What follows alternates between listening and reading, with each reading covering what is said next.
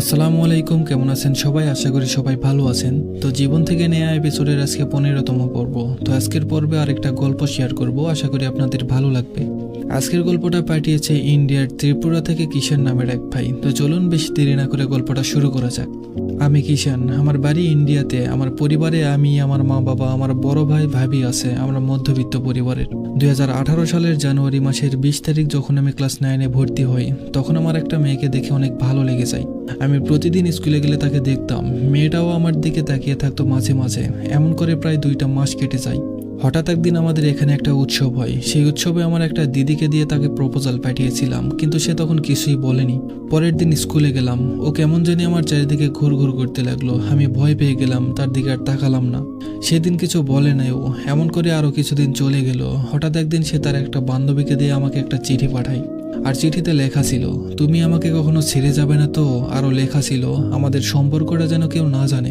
তো এভাবেই আমাদের সম্পর্কটা শুরু হয়।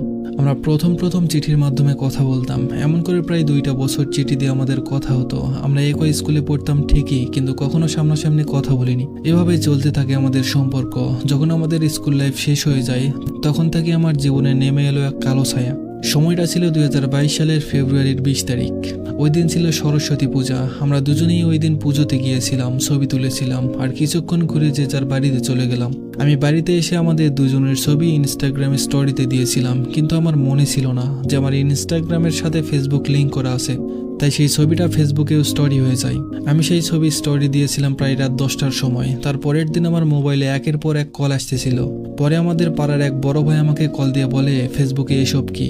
আমি ওই সময়ও জানতাম না যে ছবিটা ফেসবুকে স্টোরি হয়ে গেছে। তখন আমি ফেসবুকে গিয়ে দেখি আমাদের সেই ছবি প্রায় 8 ঘন্টার মধ্যে 2200 জন মানুষ দেখে ফেলেছে। তখন এটা দেখার পর আমার মাথা ঘুরে যায়। আর ছবিটা নাকি ওর মা বাবাও দেখেছে। তারপর যা হয়েছে তা আমি জীবনে ভুলবো না। তো কিছুদিন পর আমি ওর সাথে কথা বলার জন্য গিয়ে একটা মোবাইল দেই। 1 মাসের মতো কথা বলার পর ওর মায়ের কাছে ধরা খেয়ে যাই, আর মোবাইলটা ওর মা নিয়ে নেয়। এভাবে আমি ওকে 6 থেকে 7টা মোবাইল কিনে দিয়েছি, কিন্তু প্রতিবারই ওর মায়ের কাছে ধরা পড়ে যায়। একদিন ওর মা ওকে লুকিয়ে ওর মামার বাড়িতে রেখে আসে, আর পুরো এলাকায় ছড়িয়ে দিয়েছে যে আমি নাকি তার মেয়েকে পালিয়ে এনে আমাদের বাড়িতে রেখেছি। সেদিনও আমার সাথে কথা বলতে কান্না করতে করতে বলে, আমার মা এত পাষাণ কেমনে হতে পারে, নিজের মেয়ের নামে এত বড় একটা দাগ লাগিয়ে দিল। ওকে দেখতে খুব ইচ্ছে করছিল আমার। তাই 7 থেকে 8 দিন পর ওর মামার ওখানে আমি গিয়েছিলাম ওকে দেখতে।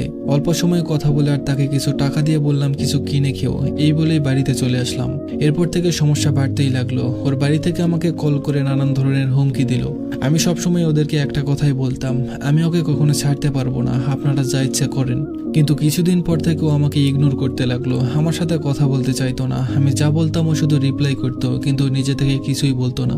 ওর এমন ব্যবহার আমার খুব খারাপ লাগতো। আর আমি মনে মনে ভাবতাম, যার জন্য চুরি করলাম আর সেই আমাকে চোর বলে।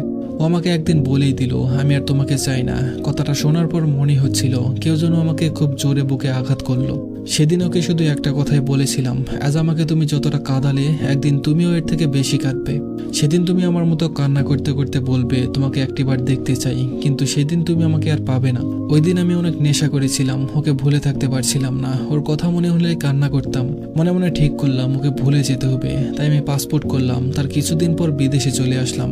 বিদেশে আসার কিছুদিন পর ও আমাকে প্রতিদিন কল করতো। কান্না করতে করতে বলতো, আমার ভুল হয়ে গেছে, তুমি বাড়ি চলে আসো। ওর কান্না আমি সহ্য করতে পারতাম না। তাই ঠিক করলাম বাড়িতে যাব। তাই 3 মাস পর আমি বাড়িতে চলে আসি।